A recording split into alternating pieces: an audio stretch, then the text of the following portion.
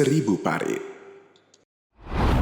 Assalamualaikum warahmatullahi wabarakatuh. Pemirsa, berjumpa lagi bersama saya Zulkifli dalam program podcast Seribu Parit. Nah, berbicara mengenai perempuan itu tentunya tidak terlepas dari berbagai peran ibu-ibu yang karena memang mereka perempuan, dan tak terlepas dari peran ibu dan anak karena memang perempuan ini ngurusnya kalau nggak perempuan ibu dan anak gitu ya. Jadi kita akan membahas terkait terhadap perlindungan perempuan dan anak karena memang saat ini kita ketahui dan kita lihat di berita-berita ataupun media sosial banyak kejadian-kejadian yang sasaran atau korbannya itu adalah perempuan dan anak. Kali ini kita akan membahas itu, bagaimana cara perlindungannya, bagaimana pemberdayaannya, itu langsung bersama tim penggerak PKK Kabupaten Indragiri Hilir dan juga dari dinas terkait. Gitu. Kita menghadirkan Ibu Haja Katrina Susanti SKM MK selaku ketua tim penggerak PKK Kabupaten Indragiri Hilir. Selamat datang kembali Ibu di podcast Seribu Parit. Assalamualaikum. Waalaikumsalam. Selanjutnya ada Ibu Windiawati selaku ketua Pokja 1 TPPKK Kabupaten Indragiri Hilir. Selamat datang Kakak. Assalamualaikum. Waalaikumsalam. Dan ada juga Ibu Yuliana selaku Kepala UPTD PPA Perlindungan Perempuan dan Anak Kabupaten Indragiri Hilir. Selamat datang Ibu. Assalamualaikum. Waalaikumsalam. Dan ada Ibu Siti Munziarni dari Bidang Pemberdayaan Perempuan dan Anak dari Dinas Sosial Pemberdayaan Perempuan dan Perlindungan Anak Kabupaten Indragiri Hilir. Selamat datang. Assalamualaikum warahmatullahi wabarakatuh. Waalaikumsalam. Ini semuanya lagi-lagi tamu kita perempuan. Ya, saat ini emang kayaknya perempuan ingin eksis ya. Baik di media sosial, baik di dunia nyata memang peran perempuan ini luar biasa. Ya, salah satunya ini terhadap perlindungan perempuan dan anak. Jadi di sini ceritanya perempuan melindungi perempuan. Ya, luar biasa. Woman super woman. Iya. Kita langsung saja nih ke Ibu Ketua Tim Penggerak PKK Kabupaten Indragiri Hilir.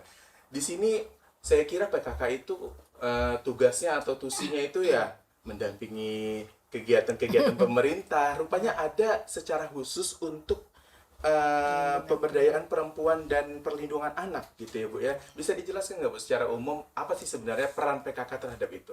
Baiklah, bismillahirrahmanirrahim. Assalamualaikum warahmatullahi wabarakatuh. Waalaikumsalam. Saya sebagai ketua tim penggerak PKK Kabupaten Indragiri Hilir mungkin sedikit mengenalkanlah kulit-kulitnya tentang PKK ya. Mungkin sering dengar nih PKK, Ibu PKK ya. Memang PKK ini ketua tim penggerak PKK khususnya itulah jabatannya ex officio dengan kepala daerah. Oh iya. Seperti kalau di provinsi itu langsung istri gubernur, kalau di kabupaten istri bupati, di kecamatan istri camat, bisa dengan di desa istri kepala desa dan istri pak lurah. Jadi karena dia mengikuti jabatan suami. Kemudian juga PKK ini sebenarnya PKK ini tidak hanya perempuan, boleh laki-laki kalau mau bergabung di PKK. Karena di PKK ini singkatan dari Pemberdayaan Kesejahteraan Keluarga. Tidak ada perempuannya ya. Ya, tidak ada perempuannya. Jadi boleh siapa aja boleh masuk siapa karena aja. keluarga kan laki-laki perempuan. Iya, betul. Kenapa keluarga? Karena keluarga adalah unit terkecil di masyarakat. Jadi makanya sasaran dari PKK ini adalah keluarga. Jadi PKK ini suatu organisasi kemasyarakatan yang bertujuan untuk memberdayakan perempuan. Dan untuk meningkatkan kesejahteraan keluarga. Dia berfungsi sebagai mitra pemerintah dengan 10 program pokok PKK. Jadi ada 10 program pokok PKK yang mana 10 program ini saya kebetulan sebagai ketua tim penggerak PKK ini dibantu oleh 4 kelompok kerja atau Pokja. Ada Pokja 1 namanya, Pokja 2, Pokja 3 dan Pokja 4. Dan Pokja 1 itu tugas fungsinya itu yaitu satu tentang penghayatan dan pengamalan Pancasila dan juga tentang gotong royong. Nanti untuk lebih jelasnya apa saja kegiatan yang dilaksanakan Pokja 1 sesuai dengan program pokoknya itu nanti akan dijelaskan oleh Ibu Indi, Ketua Pokja 1. Kebetulan hari ini saya membawa Pokja 1 dulu ya. Nanti Pokja 2, 3, dan 4 akan kita Siap. di sesi berikutnya.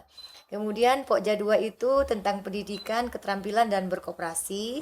Kalau Pokja 3 tentang pangan, sandang, dan perumahan. Kalau Pokja 4 itu tentang kesehatan, lingkungan hidup, dan perencanaan sehat. Nah, itu 4 Pokja yang membantu saya dalam melaksanakan tugas sebagai ketua tim penggerak PKK. Jadi program dari PKK ini ada 10 program. Kemudian struktur dari PKK ini berjenjang. Dari pusat, provinsi, kabupaten, dan kelurahan atau desa. Kemudian juga fungsinya dari PKK ini sebagai fasilitator, perencana, pelaksana, dan penggerak di tingkat masyarakat. Jadi bagaimana kami menggerakkan masyarakat yang ada agar bisa mensukseskan 10 program pokok PKK yang adalah program-program pemerintah yang kami dukung, karena kami adalah mitra pemerintah. Kebetulan pada saat ini mungkin kita sama-sama mendengar marak terjadi kasus kekerasan, baik itu bully ataupun kekerasan fisik, seksual, dan sebagainya pada kaum perempuan dan anak. Memang kenapa perlindungannya perempuan dan anak, karena perempuan dan anak ini dianggap kaum yang lemah ya. Jadi mungkin pemerintah lebih memperhatikan, seperti juga di agama kita, agama Islam juga memperhatikan perempuan. Di surat An-Nisa juga sudah dijelaskan ya, bagaimana perempuan itu diutamakan, dilebihkan ya kan. Di seorang ibu juga dilebihkan, 3 kali ibu baru 1 ayah ya. Jadi itulah mungkin juga pemerintah membuat suatu program perlindungan perempuan dan anak, yang mana di sini PKK juga membantu melaksanakan program tersebut. Dan juga ada OPD terkait seperti Bu Siti Munjani, itu adalah di bidang pencegahannya, bidang perlindungan perempuan dan anak ya Bu ya.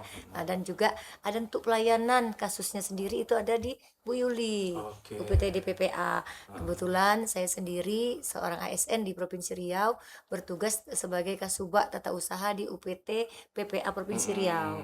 Jadi sedikit banyak saya mengetahui bagaimana tentang perlindungan perempuan perempuan dan anak yang ada di Provinsi Riau dan juga mungkin di Kabupaten Indragiri Hilir. Nanti untuk program Pokja 1 secara jelasnya yang berkaitan dengan perlindungan perempuan dan anak akan dijelaskan oleh Ibu Windy, mungkin lebih jelasnya. Nah, sebelum ke Bu Windy ini saya menarik dengan materi yang disampaikan Ibu tadi, bahwa perempuan itu memang banyak dianggap lemah ya. Tapi saya tidak loh Bu, saya tidak menganggap perempuan lemah. Luar biasa, karena perempuan itu sangat diistimewakan tadi, disampaikan dalam Al-Quran 3 kali, lalu ayah gitu ya. Sehingga di dinas ataupun di susunan tata pemerintah itu adanya kementerian Perlindungan pemberdayaan perempuan itu, pemberdayaan laki-laki nggak ada ya. Begitulah istimewanya perempuan ini gitu. Luar biasa kita karena memang menjadi seorang ibu terutama itu kan mengurus anak, mengurus suami, bekerja dan segala macam itu hanya bisa dilakukan, menurut saya hanya bisa dilakukan oleh seorang perempuan yang multitasking gitu. Kalau laki-laki itu biasanya jadi fokusnya satu aja gitu Bu. Oke. Udah terlepas dari itu, kita kembali ke Ibu Windy ya, selaku Ketua Pokja 1 dari tim penggerak PKK Kabupaten Indragiri Hilir. Kabupaten Indragiri Hilir. Silakan. Ini tadi di Pokja 1 apa saja yang dilaksanakan kegiatannya? Baik, di Pokja 1 itu programnya penghayatan pengamalan Pancasila. Terus untuk kegiatannya itu ada Paredi, pola asuh anak dan remaja di era digital. Pola asuh anak dan remaja di era digital. Nah, di mana di Paredi ini ada beberapa kegiatan, yaitu untuk yang telah terlaksana di tahun 2025, alhamdulillah lancar semuanya. Kita ada sosialisasi, ada penyuluhan. Itu ada yang namanya KIAT, Keluarga Indonesia Anti Trafficking. Apa itu trafficking? Perdagangan orang. Iya. Jadi itu juga disosialisasikan seperti dengan dinas terkait, Kesbangpol. Itu sudah terlaksana di tahun 2025. Terus ada yang namanya KILAS, Lindungi Anak dari Kekerasan Seksual. Itu yang berkaitan sama pemberdayaan perempuan. Terus ada yang masuk juga, itu KISAK, Keluarga Indonesia Sadar Administrasi. Jadi seperti kayak identitas, Iya. KTP itu kita sudah Iya. sosialisasikan dari anak-anak SMA seperti itu yang mulai membuat KTP. Terus juga ke kader-kader PKK diteruskan ke masyarakat untuk pembuatan administrasi KK seperti itu. Untuk kelengkapannya, terus kita lanjut ke PKBN, Pembinaan Kesadaran Bela Negara. Oke. Yang mana kita tahu untuk sekarang ini kesadaran bela negara untuk anak-anak itu mulai turun, berkurang. Seperti kayak perayaan-perayaan hari-hari nasional itu kurang. Iya, jadi di situ lagi kita menimbulkan semangatnya untuk PKBN. Terus untuk tahun 2026 program kita Pak Redi ditambah lagi nih. Karena sudah melihat beberapa kasus yaitu Jupiter, penambahannya Jupiter. Planet. Iya. Terbang. Jadul, pinjol teratasi. Insya Allah yang akan kita laksanakan programnya. Ada perempuan dan anak juga dalam jadul Termasuk Kan judi online sekarang Judi anak-anak sudah mulai. Iya. Game online dari situ kan, makanya juga dimasukkan di ini program dari pusat. Jupiter ini. Oke. Terus yang untuk berikutnya program baru kita Cepak, cegah perkawinan anak. Oke. Yang barunya lagi juga Lansip Lansia Siap. Oke. Banyak ya, baru satu Pokja itu, Bu. Iya. Oke, jadi dengan beberapa dari Pak Redi tadi dan di 2026 ini ada tambahan Cepat dan Jupiter Cepak tadi. Jupiter. Jadi sungguh luar biasa dan agak bisa dibilang berat lah ya. Pokja 1. Mungkin nanti bakal ada Pokja-Pokja lain juga yang akan membahas terkait tupoksi mereka. Ini berarti memang ada di Pokja 1 ini terkait perlindungan perempuan dan anak. Saya tadi menariknya itu ada di Jupiter tadi ya, bahwa ada perempuan judi online dan itu tadi. Wow, luar biasa. Jadi memang pinjol ya. Jadi di TPKK ini karena memang dia sampai ke desa ya, Bu ya. Jadi memang perlindungan tahap awalnya begitu, karena memang unit terkecil. Jadi misalkan sudah itu terrealisasi dan terlaksana tim TPPKK ini bisa untuk mencegah hal itu. Luar biasa, berarti peran dan tanggung jawabnya besar gitu. Oke. Nah, untuk pelaksanaannya sudah dilaksanakan sejauh ini beberapa program dari Pak Redi tadi, termasuk yang di 2026. Untuk 2025 itu sudah terlaksana. 2026 kita mulai, mungkin insya Allah habis puasa kita mulai. Kemarin ke sekolah tuh yang bully. Udah kemarin sebelum puasa udah sama Ibu Ketua Tim Penggerak PKK itu sosialisasi bully sudah terlaksana. Mungkin untuk beberapa kegiatan kita akan juga laksanakan sosialisasi. Pesantren kilat ada. Nah, di bulan puasa ini juga kita kan mengadakan pesantren kilat. Nah, insya Allah juga dimasukkan untuk masalah Pak Redi ini. Jadi Pak Redi ini kan banyak tuh pola asuh anak remaja di era digital, ada kekerasan seksual seperti itu kan. Yang tadi Jupiter masuk juga. Terus cegah perkawinan anak. Kan banyak nih anak-anak yang belum usianya tapi sudah menikah seperti itu. Jadi kita sebagai dari kader PKK itu mengasih sosialisasi kepada masyarakat, kader-kader. Ini kadang saya heran juga deh, anak-anak mau nikah gitu ya. Saya yang udah umur ya itulah pokoknya. Iya, gitu. Nah, berlanjut ke Ibu Yuliana yang ini memang lebih ke orang-orang yang berkasus ya jadinya ya. Jadi karena pelayanan jadi banyak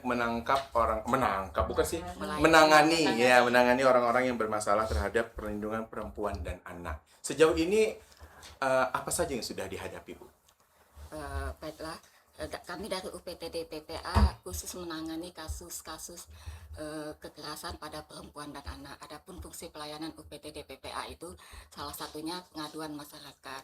Pengaduan masyarakat itu bisa disampaikan secara langsung ataupun melalui hotline. Kita punya nomor hotline PPA yaitu 0851 2651 0360. Jadi itu hotline UPTD PPA Iya. kita. Jadi mungkin masyarakat belum banyak yang tahu ya Pak. Jadi di sini saya ingin menyampaikan nomor hotline kita itu. Terus selain pengaduan masyarakat, juga kita penjangkauan korban. Jika ada korban-korban yang mengalami kekerasan pada perempuan dan anak, kita akan melakukan penjangkauan, misalnya ke daerah gitu. Kalau seandainya kasusnya ada di daerah, kita melakukan penjangkauan ke daerah. Kita langsung melakukan pelayanan kepada masyarakat, langsung kita mendatangi korban kekerasan pada perempuan dan anak. Jemput bola jadinya ya. Iya. Bukan hanya menunggu panggilan bukan hanya menunggu aduan saja. Iya, kita harus jemput bola Iya, biar betul. UPTD kita dikenal kan. Karena sejauh ini masih banyak yang belum mengetahui tentang UPTD PPA. Selain penjangkauan korban, kita juga melakukan pengelolaan kasus, ya kan. Jika ada korban, kita lakukan asesmen. Terus jika seandainya perlu pendampingan, kita akan melakukan pendampingan hukum ke pengadilan, pendampingan visum ke rumah sakit. Ya, kita melakukan pendampingan visum juga, Pak. Selain melakukan pendampingan visum, juga pendampingan psikologis. Kita bekerja sama dengan Violet Education Center di sini. Terus pembimbingan rohaniawan juga. Selain pendampingan juga kita ada penampungan sementara. Jadi seandainya jika ada korban-korban yang mengalami kekerasan, kita akan menyediakan penampungan sementara untuk korban, karena kan jika korban yang di daerah kita perlu dilindungi. Selain penampungan sementara juga kita melakukan mediasi dan rehabilitasi. Oke, jadi cukup komplit sampai dengan selesai, sampai dengan psikologisnya juga gitu ya. Selesai, Luar biasa. Sampai ke hukum pendampingan yang sampai ke rumah sakit tadi apa namanya? Visum. Visum Ya, gitu jika kalau mengalami misalkan ada kekerasan. Sejauh ini udah banyak kasus itu di Inhil. Banyak Pak kasus kita untuk tahun 2025. Untuk korban yang anak kita ada 38 orang.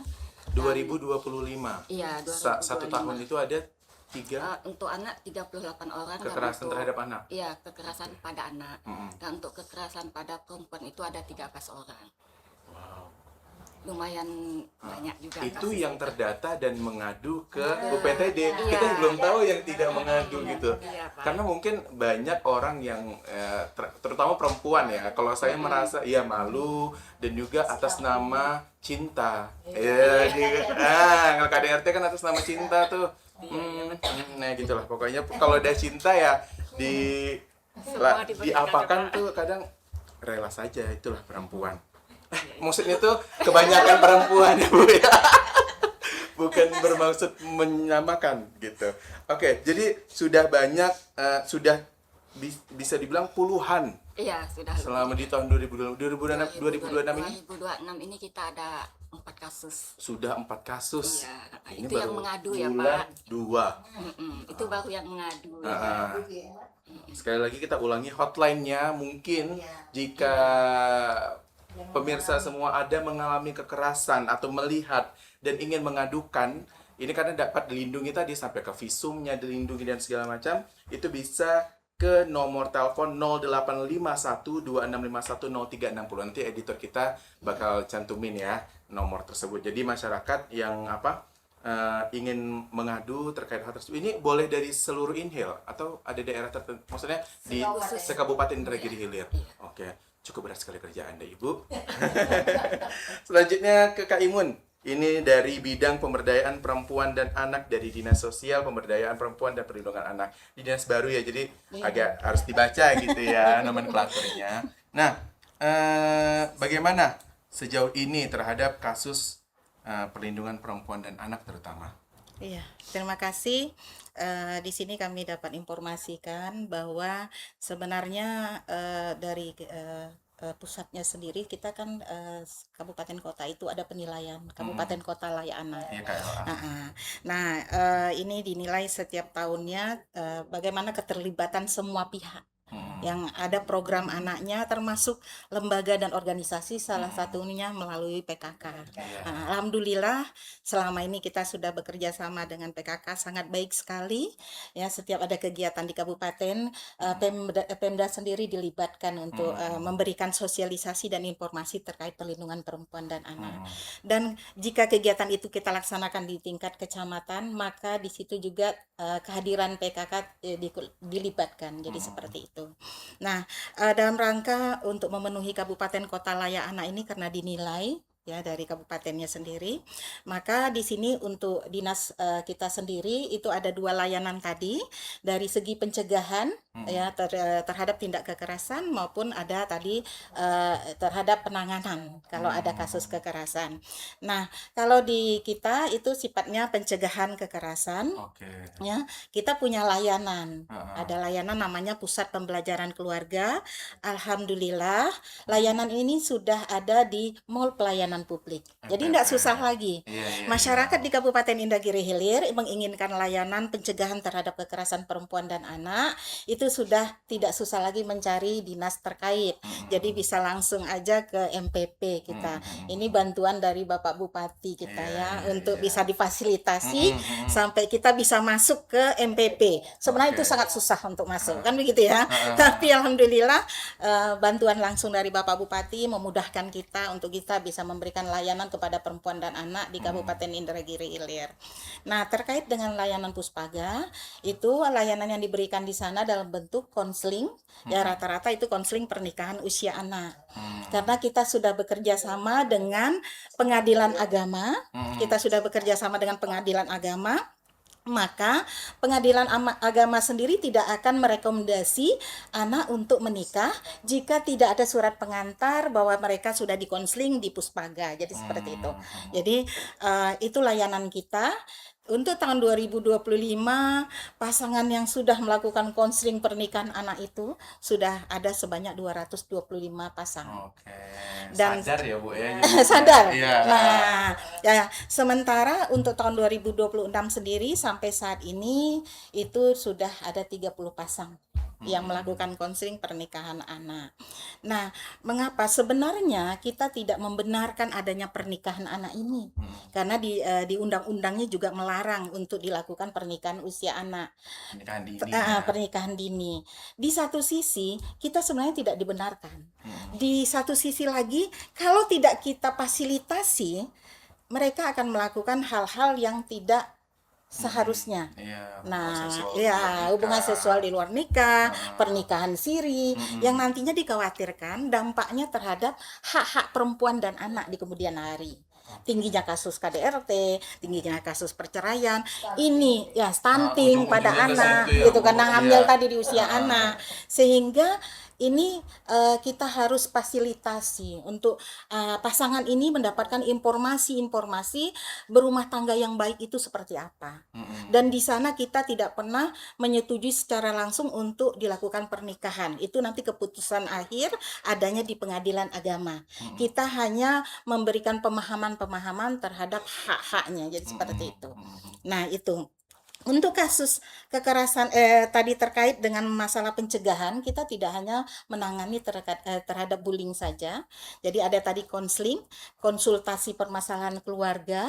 Sudah itu kita ada kunjungan juga dan rujukan ke UPTD atau ke tempat lainnya jika itu diperlukan. Untuk tahun 2025 sendiri itu kasus kita bervariasi.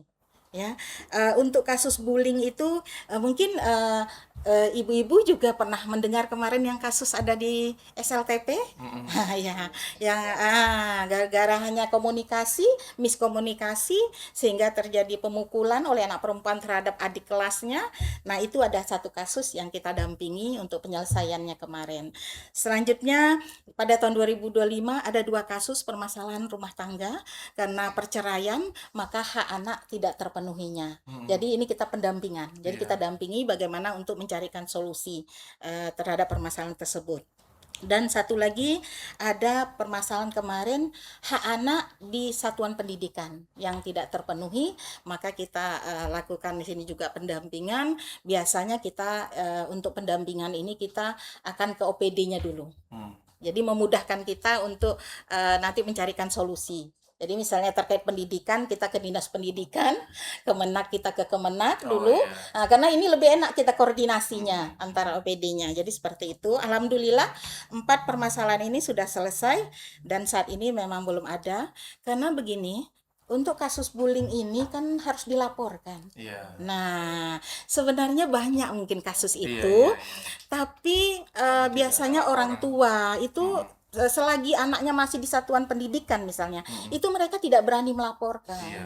Takut nanti terdampak terhadap Iya, anaknya. betul. Mungkin bisa diberhentikan ya atau dikeluarkan, dikucilkan, berpengaruh kepada nilai.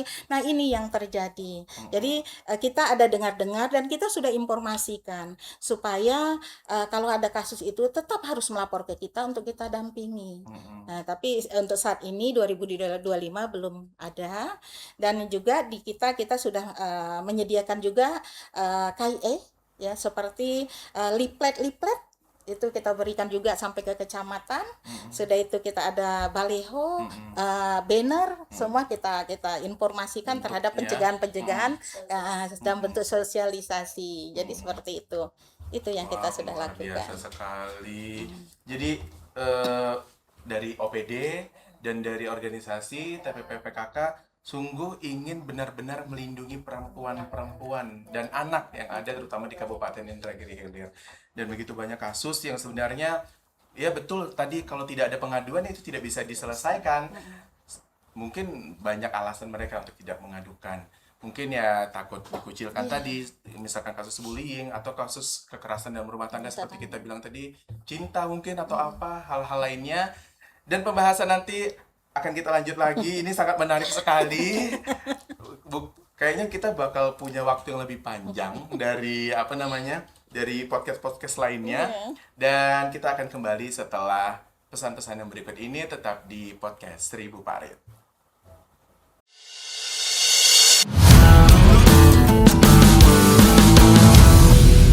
Podcast 1000 Parit. Oke pemirsa podcast 1000 Parit, kembali lagi bersama saya Jul dalam dalam podcast 1000 Parit, dan kita membahas masih tentang perlindungan perempuan dan anak bersama TPPKK dan juga organisasi terkait lainnya. Ada dari UPTD PPA dan Dinas Sosial Pemberdayaan Perempuan dan Perlindungan Anak. Kita kembali ke Ibu Santi selaku Ketua TPPKK Kabupaten Indragiri Hilir. Disampaikan tadi bahwa tidak sedikit kasus-kasus terhadap perempuan dan anak. Ya bisa dibilang angkanya 1 itu sebenarnya udah angka yang banyak ya. Seharusnya tidak ada kasus seperti itu. Nah, di PKK sendiri bagaimana perannya atau Ibu menanggapi hal ini? Kami dari tim penggerak PKK Kabupaten Indragiri Hilir, kebetulan PKK ini juga baru menyusun Rakernas ya ke-10 tahun 2025 kemarin. Memang di hasil Rakernas itu penguatannya itu terhadap keluarga. Karena seperti yang kita ketahui, kasus-kasus yang terjadi di keluarga itu kan selain kekerasan, bully dan sebagainya itu banyak terjadi di keluarga. Seperti yang disampaikan oleh Bu Windy tadi dari Pokja 1, memang program kerja Pokja 1 ini orientasinya itu keluarga. Yang mana ada program kisah, keluarga Indonesia sejahtera dan harmonis. Karena sasaran kami dari PKK ini adalah pemberdayaan keluarga. Nah, jadi kami bagaimana mengusahakan agar semua keluarga itu bisa sejahtera, bisa harmonis, bisa aman, tidak ada kekerasan lagi. Seperti yang disampaikan Bu Mun tadi juga, kita ada penilaian kabupaten wilayah anak. Nah, di situ juga harus angka kekerasan di situ harus dapat kita minimal. Bagaimana kekerasan itu bisa diminimal. Yang mana seperti juga di Kabupaten Wilayah Anak ada forum anak itu sampai ke tingkat desa. Seperti itu juga PKK. PKK itu sampai ke tingkat desa, dan malahan hasil Rakernas ke-10 ini selain PKK yang di tingkat desa, nanti ada namanya kelompok-kelompok lagi di bawah PKK ini. Kelompok-kelompok ini untuk memudahkan PKK desa untuk mendata masyarakat di sekitarnya. Misalnya kayak Dasawisma. Kalau Dasawisma itu kan 10 rumah. Iya. Nah, misalnya kan satu desa itu punya berapa RW. Nah, mungkin kelompoknya nanti per RW. Iya. Nah, per RW ini berapa Dasawisma. Jadi kalau datanya itu lebih kecil kan lebih mudah Iya. kita mendata. Kalau langsung besar tingkat desa, mana tahu jumlah penduduk desa itu ada 5.000, susah juga Terlalu Ibu. banyak ya, Bu, Terlalu ya. banyak. Lagi pula sekarang memang kalau desa kan mempunyai kewenangan sendiri dengan Iya. dananya ya. Mungkin dia diberikan kewenangan untuk menggunakan dananya sesuai dengan kebutuhan yang ada di desa. Untuk itu mungkin di desa inilah yang harus kita aktifkan. Makanya kita aktifkan lagi, kita bentuk kelompok-kelompok yang di desa di bawah PKK. Jadi setelah PKK desa ada di bawahnya nanti kelompok-kelompok. Nah, kelompok-kelompok ini datanya tentang keluarganya itu lebih lengkap lagi, lebih detail lagi. Lebih detail, Nah, ya. jadi Karena satu langsung rumah pendekatannya langsung ya. satu rumah itu misalnya di rumah itu apakah ada ibu hamilnya, apakah ada bayinya, adakah balitanya, adakah yang usia sekolah belum sekolah, ada yang putus sekolah, ada atau usia lanjut, atau apakah ada kasus kekerasan di sana. Nah, jadi datanya itu sudah lengkap. Dan juga saya sebagai ketua tim penggerak PKK yang juga adalah ketua tim pembina Posyandu. Jadi sedikit ya agak lari sedikit tapi sebenarnya berhubungan. Dan di Posyandu ini sudah bertransformasi menjadi 6 SPM. Nah, dulu kan cuma pelayanan kesehatan. Sekarang ada bidang pendidikan, bidang sosial, pekerjaan umum, perumahan rakyat, terantip, dan tetap bidang kesehatan. Jadi yang untuk kasus kekerasan ini masuk di data bidang sosial. Oke. Nah, jadi seandainya ada kita melihat ke kasus kekerasan di masyarakat desa, silahkan mengadu ke bidang sosial yang ada di Posyandu di Iya. desa. Karena Posyandu tidak ada di kecamatan, adanya Iya, di di desa. desa. Nah, adanya desa dan kelurahan, tak ada di kabupaten. Makanya Posyandu sekarang lebih diaktifkan lagi. Posyandu sekarang fungsinya untuk melayani semua kebutuhan dasar masyarakat, Bukan hanya bukan kesehatan kesehatan. saja. Nah, jadi di situ juga ada peran PKK. Pokja-pokja tadi, yang kelompok-kelompok tadi lebih kecil lagi dibentuk supaya memudahkan untuk mendata masyarakat yang ada, untuk mendata kebutuhan masyarakat kita. Jadi jika saya turun ke kecamatan, ke desa, saya sering mengingatkan ketua tim penggerak PKK desa agar lebih aktif ke masyarakat, agar tahu apa kebutuhan masyarakatnya, sehingga tahu berapa masyarakatnya bayi yang punya bayi stunting, berapa yang punya bayi belum imunisasi, mungkin ada kasus kekerasan. Iya. Jadi jika ibu kepala desa ini sudah tahu dengan masyarakatnya, hafal mungkin dengan masyarakatnya, oh ternyata masyarakat saya butuh ini, mudah Bapak untuk menyusun program kerja, saya bilang, ya kan, Iya, betul, sesuai betul. dengan masalah yang ada. Oh desa ini ternyata kasus ini yang banyak, ini buat kegiatan untuk mengatasinya. Oh desa B beda lagi, gitu kan, karena setiap desa pasti berbeda. Makanya saya sering mengingatkan Ibu Ketua Tim Penggerak PKK Desa agar lebih aktif lagi turun ke masyarakat untuk menggali kebutuhan masyarakat, apapun itu bentuknya kita fasilitasi. Mungkin kalau tidak bisa diselesaikan, kita cari diskusikan, kita cari solusinya bersama-sama. Sehingga penanganannya tadi Lebih dari cepat. UPTD lebih cepat. Lebih cepat. Gitu ya, Bu, ya, tanpa harus menunggu. Tanpa Karena harus menunggu. memang itu unit terkecilnya tadi itu ya di desa kelurahan, dan keluarga. keluarga. Dan kami juga dari Pokja 1 terkait kita belakangan ini mendengar kasus bully banyak di sekolah-sekolah ya, sudah sampaikan Bu Men tadi, baik tingkat SD, SLTP, dan SLTA. Jadi kami mempunyai program kerja itu sosialisasi anti bully ke sekolah-sekolah antara tim penggerak PKK bekerja sama dengan Pokja Bunda PAUD dan Bunda PAUD sendiri, kemudian juga dengan BKMT. Nah, jadi semua organisasi wanita itu semua programnya itu pasti ada tentang perlindungan perempuan dan anak. Jadi sehingga kita bisa berkolaborasi bersama.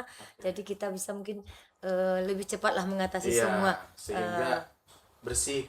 Insya Allah Insya itu. Allah bersih. Insya Allah. Oke. Nah, dari Pokja 1 sendiri sudah mengenai pelaksanaannya sudah sejauh mana terhadap kegiatan-kegiatan perlindungan perempuan dan anak ini? Untuk Pokja 1 itu PKK kan kita cuma mengadakan sosialisasi, penyuluhan. Tapi untuk Pak Redi sendiri itu bukan aja program, tapi insya Allah kecamatan bakal dibentuk kelompok-kelompok paredi. Oh, Nah, ada kelompoknya lagi nanti bakal di ah. SK-kan. Jadi setiap kasus seperti misalnya untuk kiat itu ada tempat aduannya. Nah, nanti akhirnya dan ujung-ujungnya juga kembali ke diadukan lagi ke sini seperti itu. Kalau ada aduan, Iya. kalau tidak ada aduan juga tidak bisa seperti Iya, itu. iya, iya, iya. Jadi kader-kader yang ada seperti di kecamatan, desa, mereka juga terlibat di situ. Ada RT, RW, tokoh masyarakat, tokoh agama, masuk Babinsa, kepolisian, Iya. KUA, semuanya terlibat di situ. Luas ya jadinya, Iya. sehingga memang apa yang dikasuskan, apa yang terjadi itu bisa langsung ditangani dengan Iya, orang-orang yang iya. sudah ahlinya.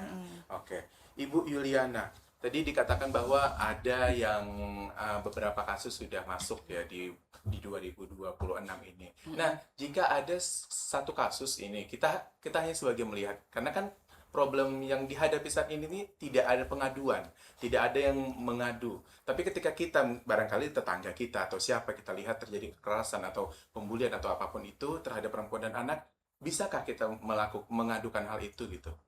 Eh, kita dari UPTD PPA siap melayani penanganan yang diadukan oleh masyarakat. Walaupun bukan korban yang mengadukan. Iya, tapi walaupun bukan saksi gitu. korban, Nah. langsung kita melakukan penjangkauan. Oke. Iya. Jadi memang kunci utamanya itu pengaduan dulu ya, Iya, pelaporan. Iya, pelaporan, lalu kita melakukan penjangkauan. Setelah melakukan penjangkauan, kita akan melakukan asesmen. Terus dari hasil asesmen kita akan lihat apa yang diperlukan, apakah diperlukan psikologis atau bimbingan rohaniawan, ataukah diperlukan bimbingan hukum. Kita siap mendampinginya sampai kasusnya selesai. Oke. Sejauh ini hal-hal yang paling sering menjadi penghambat dalam penanganan ini apa, Bu? Hal-hal yang menghambat mungkin ya karena jauh ke daerah-daerah, karena kita keadaan geografis kita kan Iya. banyak laut-laut ya Bu ya, jadi kan kita harus melakukan penjangkauan tuh harus mengatur waktu gitu kan. Penanganan ini hanya ada di ibu kota kabupaten. Oke, Iya, sementara untuk ini, sementara ya di Ibu. tapi untuk yang di ibu itu tadi gunanya PKK kecamatan tadi ya Bu ya, biar bisa penyambung lidahnya ke UPTD ini Ya, gitu. tapi kita selalu bekerja sama juga dengan polsek ya kan. Oke. Polsek. Jadi pihak polsek selalu menghubungi kita, dan jika kita ingin melakukan penjangkauan kita selalu berkoordinasi dengan polsek setempat. Oke. Jadi kendalanya tadi kembali lagi ke jika ada aduan silahkan saja. Ya, Masyarakat adukan ke kita. hotline yang tadi. Iya. Halo Bu, ini ada aduan nih, ada kekerasan terhadap anak tetangga saya gitu. Itu kita yang ngadu aman nggak? Aman. Oh iya. Identitas kita apakan. Artinya sejauh ini ada tidak korban yang merasa udah datang nih ibunya gitu, atau kita mau selesaikan masalahnya tapi mereka menolak gitu? Sejauh ini belum ada. Nah, belum ada. Berarti mereka inginlah dibina Ingin gitu ya, diselesaikan gitu. Nah, untuk pencegahan sendiri nih Kak Imun, otomatis kan pencegahan ini merupakan benteng awal ya kan, sehingga tidak adanya kekerasan terhadap perempuan dan anak. Untuk pencegahan yang sejauh ini sudah dari dinas Kak Imun lakukan itu berdampaknya udah sejauh mana? Kita sebenarnya kalau untuk pencegahan itu sendiri itu untuk dalam rangka mendukung kabupaten kota layak anak, dari kecamatan sendiri, kelurahan dan desa, mereka itu harus membentuk organisasi namanya relawan PATBM, Perlindungan Anak Terpadu Berbasis Masyarakat. Sudah itu harus membentuk forum anak, karena forum anak ini kan perannya sebagai pelopor dan pelapor. Jadi kalau ada kasus-kasus di tingkat kelurahan desa, kecamatan, nanti bisa juga selain tadi melalui PKK kecamatan kelurahan desa, bisa juga melalui relawan PATBM maupun forum anak. Nah, ini perpanjang tanganan kita di tingkat kecamatan dan kelurahan. Ini bermuaranya ke sini lagi. Nanti ini akan bermuaranya Tergantung apakah kasus ini minta mediasi, sifatnya tidak terkait dengan hukumnya ke depan.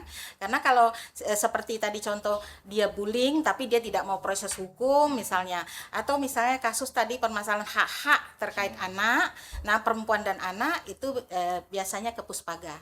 Pusat Pembelajaran Keluarga. Nanti silakan saja kita di sana ada nomor HP-nya, karena ada yang memang kita standby-kan untuk petugas di Puspaga dengan nomor HP-nya 0822 8517 7421 ya, atas nama Tiara. Ini kita standby-kan di sana. Jadi silahkan saja langsung menghubungi atau mau datang langsung juga tidak masalah ya. Yang ada Di MPP tadi, Mall MPP, Pelayanan oh iya, Publik. Nah, Puspaga, itu dilayani. iya. Ya. Tapi kalau misalnya nanti ternyata ini memang kasusnya dari tadi PKK Kecamatan Keluarga Desa mendampingi atau relawan PTBM dan Forum Anak, mereka bisa berkoordinasi untuk pendampingan apapun itu, memberikan informasi, mereka bisa berkoordinasi di sana di tingkat Kecamatan Kelurahan Desa. Kalau memang ini arahnya kekerasan, itu bisa langsung minta pendampingan layanan nanti ke UPTD PPA. Jadi kita di Kabupaten Indagiri Hilir ini kita berusaha semaksimal mungkin ya, dengan dukungan penuh juga dari lembaga dan organisasi termasuk PKK, bahwa kita akan memberikan pelayanan yang terbaik untuk perempuan dan anak khususnya. Jadi seperti itu. Nah, jika misalnya tadi ada permasalahan, misalnya perlu pendampingan, adanya pengaduan atau ada yang melapor misalnya ke kita, itu haknya si pelapor kita lindungi. Jadi dia tidak akan kita sebarluaskan, informasikan. Kalau di Puspaga sendiri biasanya kita langsung menanggapi setiap ada pelaporan, kita menyurati ya langsung pihak-pihak terkait ya, yang harus kita duduk bersama untuk penyelesaian permasalahan tersebut. Jadi tidak pernah penyelesaian itu perlu waktu yang lama. Kalau bisa dalam 1-2 hari itu kita kejar untuk bisa selesai permasalahan. Jadi seperti itu selama ini. Kalau di Inhil sejauh ini ke Ibu ya, kalau yang sejauh ini kasus-kasus yang perempuan dan anak ini udah marak atau bagaimana, Bu? Maksud saya pandangan Ibu terhadap ini gitu. Kebanyakan itu maksudnya kebanyakan karena apa gitu? Apakah memang karena kurang sosialisasi kah, atau memang karena apa gitu? Iya. Jadi kasus-kasus yang terjadi di Kabupaten Indagiri Hilir ini mungkin mereka belum tahu ada wadahnya. Kalau menurut saya sih, sebenarnya UPTD PPA ini sudah terbentuk di tahun 2022. Nah, jadi karena saya tadi di Provinsi Riau, semua kabupaten kota itu sudah membentuk UPTD PPA-nya. Nah, jadi sudah terbentuk di tahun 2022. Akan tetapi mungkin masyarakat belum tahu ada wadahnya untuk mengadu kalau ada yang mengalami kekerasan baik fisik, baik bully, mental, apapun itu bentuknya, KDRT dan sebagainya, kekerasan seksual. Ini ada wadahnya, yaitu di UPTD PPA yang berada di Jalan Pendidikan, di Jalan Pendidikan di depan Samsat. Nah, kan tidak tahu kan, ya maka mungkin kita kurang sosialisasi bahwa kita punya wadah. Nah, dan juga mungkin nih melalui podcast ini saya mengharapkan kepada OPD terkait, kepada pemerintah juga, pemerintah daerah, mungkin agar melengkapi sarana prasarana yang ada di UPTD PPA. Jadi UPTD PPA kita di UPTD PPA tadi seperti yang dijelaskan Bu Yuli tadi kan dilengkapi dengan fasilitas, ada psikolog yang melayani, ada hukum, ada agama ya kan. Jadi mungkin sebenarnya untuk psikolog dan hukum ini bisa kita buatkan peta jabatannya untuk pengadaan pegawainya di sana, P3K bentuknya. Jadi mungkin itu mohonlah dari pemerintah daerah memfasilitasi selain sarana prasarana, SDM juga mungkin dilengkapi. Jadi sehingga UPTD PPA ini memang layak untuk memberikan penanganan terhadap korban-korban. Jadi korban dan rumah perlindungan kita belum punya ya. Nah, kita belum mempunyai rumah perlindungan sementara. Rumah perlindungan sementara ini diperlukan untuk melindungi korban-korban. Kan kadang ada korban yang harus memang dilindungi. Nanti kalau tidak dia diserang sama pelaku. Ya kan? Nah, jadi memang harus disembunyikan. tidak boleh orang tahu bahwa dia di situ. Kita tidak punya. Sementara itu adalah salah satu tusi dari UPTD PPA, mempunyai rumah perlindungan sementara. Jadi mungkin bisa pemerintah melalui UPTD terkait agar melengkapilah sarana, ada rumah perlindungan. Jadi korban Tidak takut tak takut untuk memang mengadu. Ternyata aku bisa nginep di kota kan, Iya. mau lari kemana gitu kan. Betul, Ternyata ada di UPTD PPA, bisa numpang nginep di sana. Kalau di provinsi memang ada batas maksimal 14 hari nginep di sana. Emang semua kami udah punya rumah perlindungan, jadi korban-korban yang dari daerah itu bisa nginap di rumah perlindungan sementara menunggu proses pemanggilan sidang. Kadang kan tidak punya tempat, tidak punya rumah singgah, nah jadi bisa di sana. Karena korban ini rata-rata keluarga kelas menengah ke bawah. Itu pula kan, jadi untuk itu mungkin melalui kesempatan ini sekalian bahwa kami dari Pokja 1 ini memang titik beratnya kepada keluarga. Memang ada program unggulan kami yang namanya Kilas, Keluarga Indonesia Lindungi Anak dari Kekerasan Seksual. Nah, jadi berhubungan dengan UPTD BPA dan Dinas Sosial Pemberdayaan Perempuan dan Perlindungan Anak Kabupaten Negeri. Makanya kami bersinergi dengan ibu-ibu ini bagaimana mensukseskan program kami yang itu program Kilas, yaitu yang isinya sosialisasi pencegahan kekerasan seksual dan juga penguatan peran keluarga sebagai pelindung utama anak. Karena kalau keluarga sudah melindungi anaknya di dalam, insya Allah anak-anak kita bisa terlindungi dari apapun itu bentuknya kekerasan. Kita keluarga inilah benteng ya kan, benteng pertama melindungi anak-anak kita di rumah. Luar biasa. Jadi itulah tadi perannya PKK ya. Bu, PKK, ya. iya. Oke. Nah, berbicara mengenai kekerasan ini saya nggak tahu nih siapa yang Iya, bakal menjawab. boleh. Karena setahu saya di media sosial kemarin juga sempat heboh, ada selebriti Aurelia Morenas itu membuat buku Broken String karena dia dulunya korban kekerasan.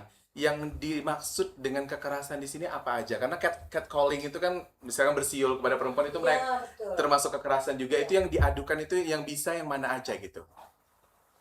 Oke, mungkin dari Ibu Yuli dulu. Undang-Undang Nomor 12. Kekerasan, banyak jenis-jenis kekerasan ya, kejahatan seksual.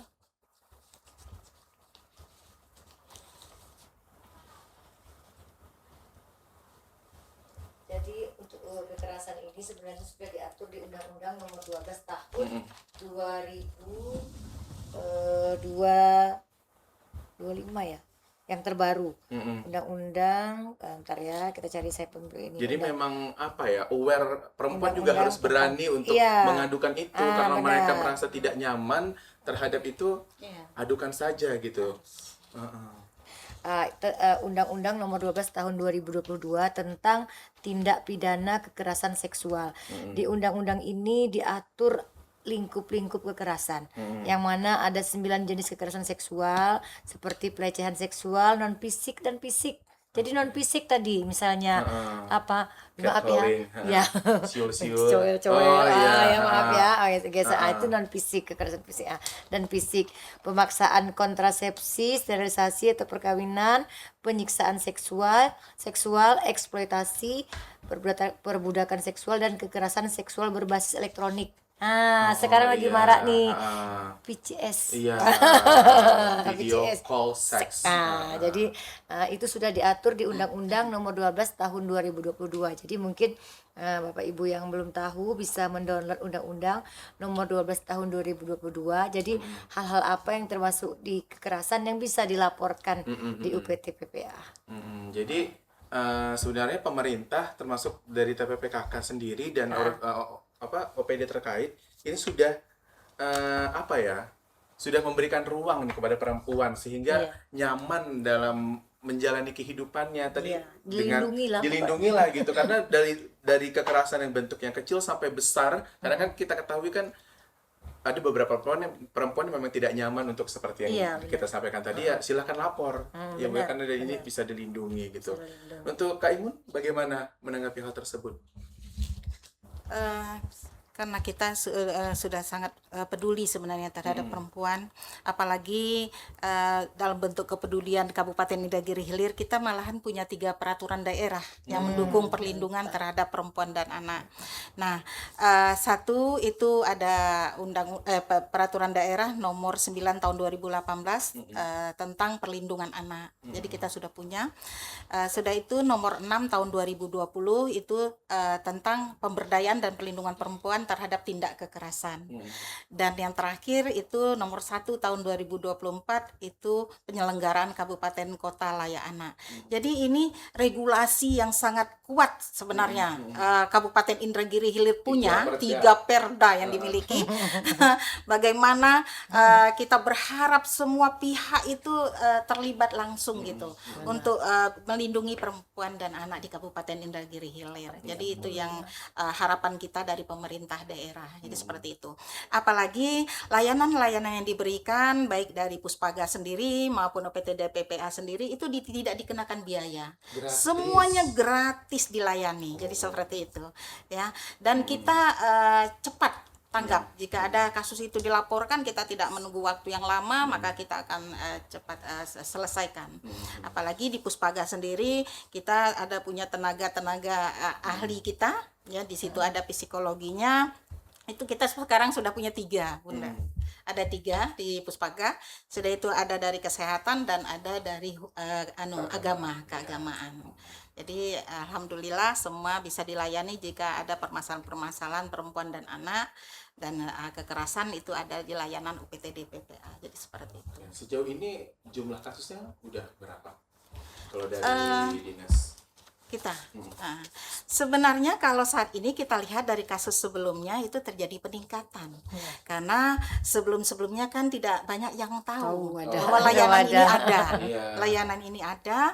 Jadi dengan mengetahui banyaknya informasi-informasi maka akan lebih mudah untuk mengakses informasi ini. Jadi malahan jadi peningkatan jadinya terhadap permasalahan kasus-kasus ini. peningkatan karena tahu Tadi ada layanan. Jadi kan betul-betul dilindungi terhadap permasalahan-permasalahan perempuan dan anak. Jadi seperti itu. Jadi masyarakat sekarang alhamdulillahnya tuh sudah terbuka gitu ya, Ya. bahwa ya jika ada kekerasan yang dialami silakan dilaporkan. Iya. Gitu. Jadi itu dia. target kerja UPT PPA ini bukan menurunkan jumlah kasus, tapi meningkatnya jumlah pelayanan yang berkualitas yang diberikan kepada masyarakat. Jumlah pelayanannya yang target Ditingkatkan. ditingkatkan.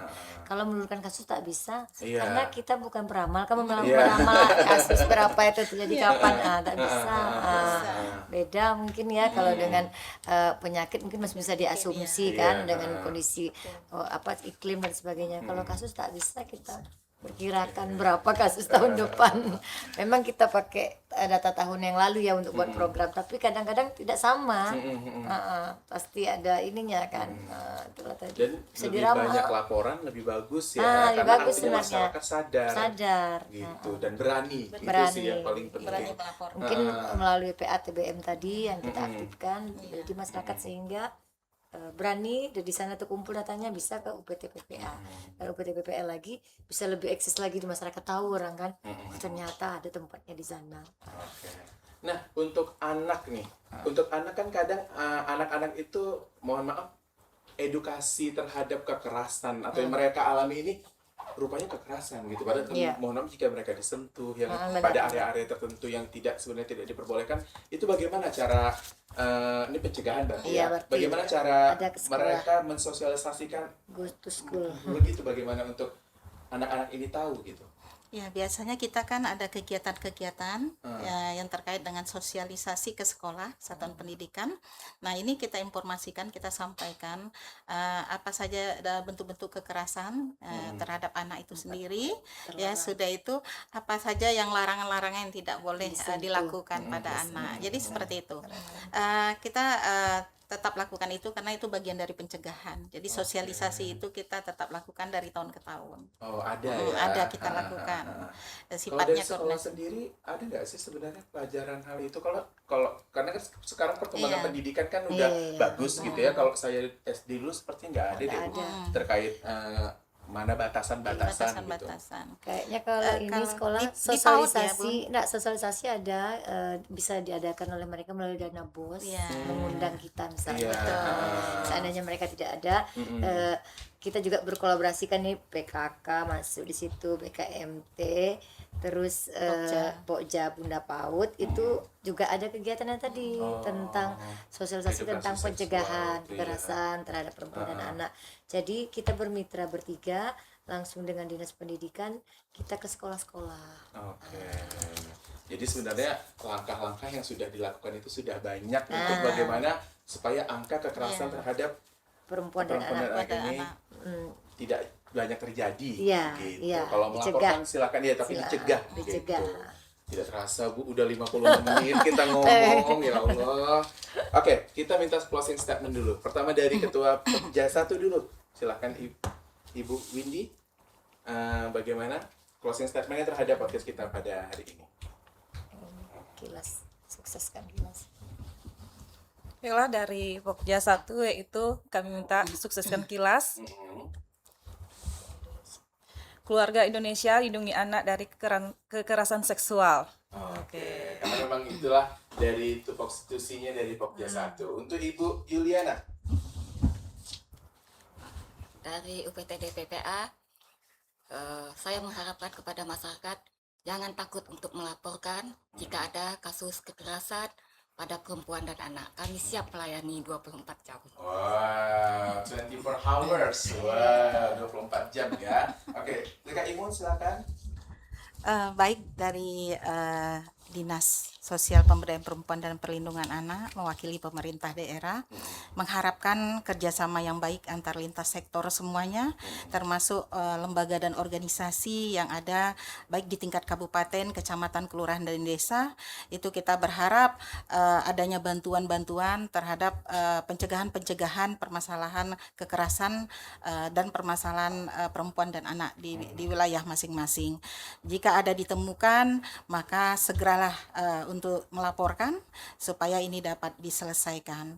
Dan dalam rangka mendukung Kabupaten Kota Layak Anak, kami harap peran semua pihak karena ini untuk masa depan anak-anak di Kabupaten Indragiri Hilir. Mungkin itu saja, terima kasih. Oke, selanjutnya dari Ibu Ketua TPPKK Kabupaten Indragiri Hilir. Stop kekerasan terhadap perempuan dan anak. Wah, singkat padat jelas ya. Oke deh kalau begitu. Nah, demikianlah bincang-bincang kita sungguh luar biasa dan tidak terasa sudah hampir 1 jam, mungkin 1 jam udah ya. Pembahasan kita terkait perlindungan perempuan dan anak. Seperti yang Ibu Santi tadi katakan bahwa memang perempuan itu dimuliakan. Baik dari segi sosial dan juga di dalam Al-Quran ada surah An-Nisa dan disebutkan dalam ayat ibu baru ayah. Luar biasa sekali. Semoga perlindungan terhadap perempuan dan anak terutama di Kabupaten Indragiri Hilir dapat terwujud sehingga tidak ada lagi kekerasan terhadap perempuan dan anak. Terima kasih ibu-ibu narasumber yang telah hadir di podcast Seribu Parit kita. Dan kepada pemirsa, akhir kata saya pamit undur diri. Mohon maaf jika ada salah-salah kata dan penyampaian yang tidak pada tempatnya. Selamat menjalankan ibadah puasa. Sampai jumpa dan wassalamualaikum warahmatullahi wabarakatuh. Waalaikumsalam warahmatullahi wabarakatuh.